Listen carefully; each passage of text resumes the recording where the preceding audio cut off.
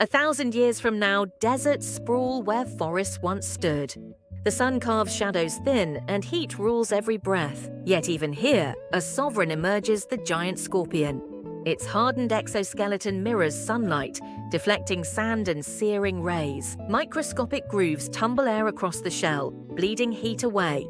Half buried, it trades body warmth to the cooler layers below. At dusk, the temperature falls and the colony awakens. They read the faintest tremors, the footfall of a distant traveler on sand. With each open and close of massive claws, the air quivers, the dunes whisper. The sting is more than a weapon. In a world that can't spare a drop, it ends the hunt without spilling life. Toxins hush the nerves, still the motion, and deliver certainty to the throat. In storm-like nights, walls of sand erase the sky. They retreat to rock burrows, bodies pressed together, sharing heat and water.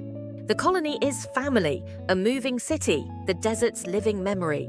At first light, long tails draw calligraphy across a ridge.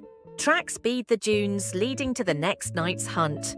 To endure here is to read thirst and heat. The scorpion writes that answer into the armor and moves on. The wind sings over a colorless stage of ice. Along the seam of light and shadow moves a pack translucent wolves. Their coats aren't white hollow microfibers bend light, letting the glyphs of wind-carved ice show through. Body surface stays near snow temperature, heat leaves no outline. They march in silence. Paw fur grips, erasing the squeal of frost. A short low call shifts the column with the wind. Scent is scarce, cold seals it away. So they read ripples, stars, and the tiny fractures beneath their feet. A target's shadow crosses a rise.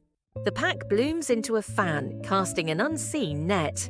For the final meters, the wolf becomes air. Only the leap condenses the mist into shape.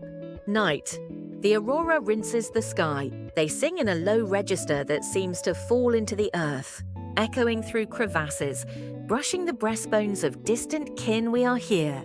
Before dawn, breath pales. They put on invisibility again and fold into the map of snow. To be unseen is not to be timid. It is the brightest choice this world affords. The seam between ocean and sky has thinned. Along a high river of wind drifts a translucent multitude sky jellyfish.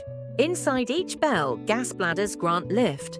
Fringed tentacles comb humid air for particles, spores, pollen, tiny insects turning dust into life.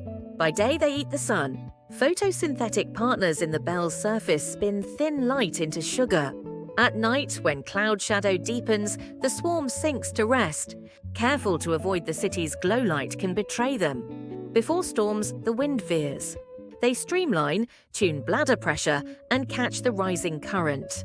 When thunder nears, they unspool discharge filaments, weaving a net of light to bleed the charge away. In spawning season, they return to the sea.